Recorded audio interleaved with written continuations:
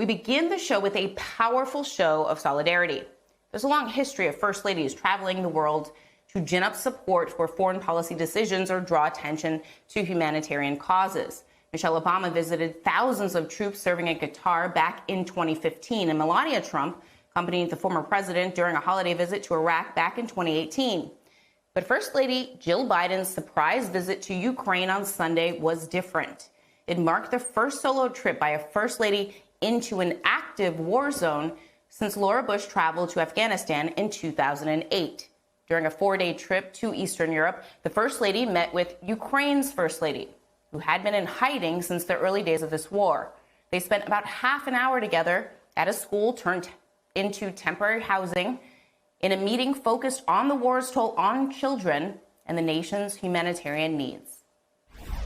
I wanted to come on Mother's Day. I thought it was important to show the Ukrainian people that this war has to stop.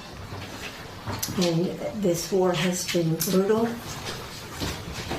And that the people of the United States stand with the people of Ukraine. You feel it. You feel it. Dr. Biden's visit came the day before Victory Day in Russia, an annual celebration of the Soviet Empire's victory over Nazi Germany in World War II. In a speech, Russian President Vladimir Putin attempted to evoke that history to justify his struggling invasion. He falsely claimed the war was an attempt to rid Ukraine of Nazis controlled by the West. But even more important is what Putin did not say. He did not announce a larger-scale war into Ukraine, a move that Western and Ukrainian military experts feared would happen. Joining me now is former KGB sleeper agent Jack Barsky. So, Jack, it feels noteworthy that the First Lady went to Ukraine a day before Victory Day in Russia. Do you think there's anything we can read into there? I would hope not. I think the visit is a good thing because it clearly indicates that we support Ukraine, and we should. Obviously, they have been invaded and they're suffering greatly. Here's a thought that I would like to add. You know, when you're dealing with global situations where there is a lot at stake, you must not let your emotions make policy, and I tell you why. There's people who are clamoring for President Biden to go visit Ukraine. I think that would be a bad idea, and if you give me a couple of minutes, Putin is not only making the propaganda that he's fighting a war against the West, and Ukraine is only a sort of the first step. Putin actually believes in this, and the reason for that is there's something in the national character of Russia that is deathly afraid of the surrounding neighbors. Since its founding in the Middle Ages, Russia has been invaded from the north, south, east, and west. The north, the Vikings; the east, the Mongols; the south, the Turks; and famously from the west, it was first Napoleon, and then it was Hitler. So he firmly believes that there's danger, and so do the majority of Russian nationals. So we need to avoid feeding that impression that the West is about to strike. I remember in the 80s when ex-KGB head Andropov was president. He was absolutely, and I have personal knowledge of that because I was talking with KGB folks. He was absolutely deathly afraid of Ronald Reagan starting a war. So that fear, we cannot add to this. We cannot give more credence to that belief. In terms of Putin's message on Victory Day, you know, I think a lot of people predicted he wanted to be celebrating his wins in Ukraine, but he doesn't actually have many.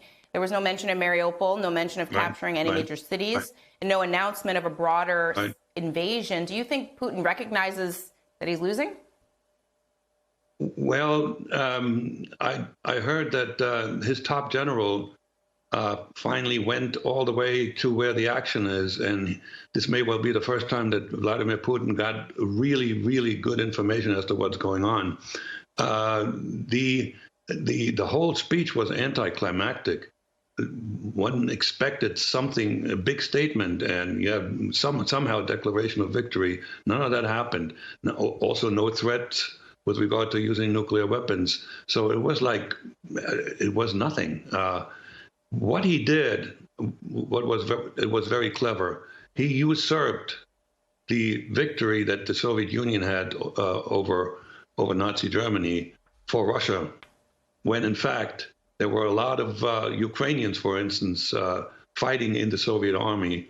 So he still, used the leverage of the history, which is sacred. It's sacred for the Russians.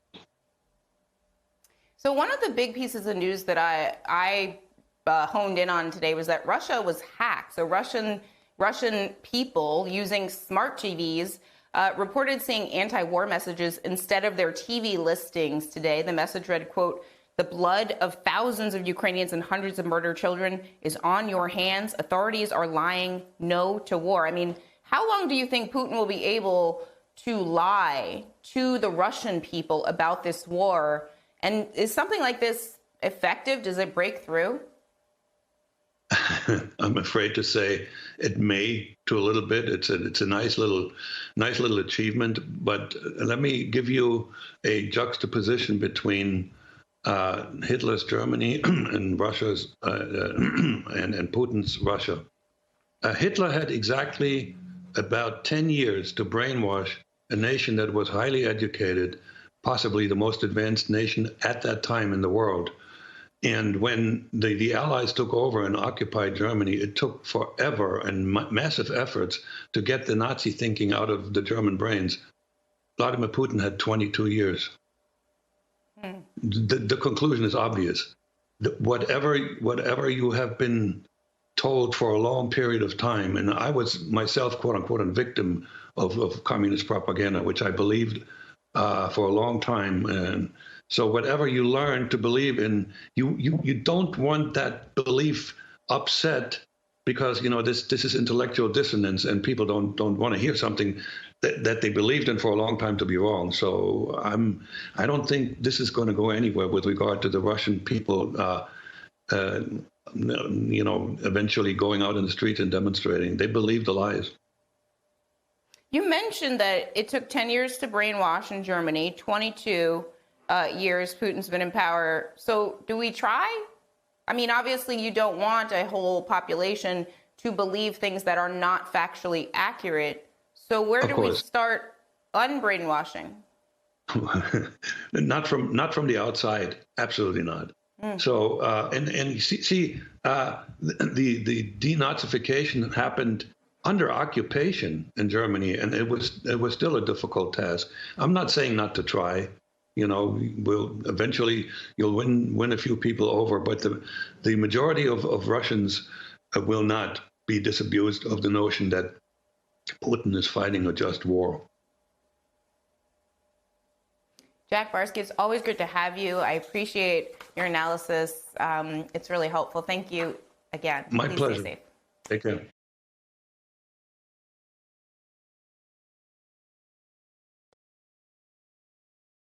Hi, I'm Zerlina Maxwell. Thanks for checking out our channel on YouTube. You can see more from Zerlina by clicking any of the videos on this screen, and make sure you subscribe below to stay up to date on the day's biggest stories. Thanks for watching.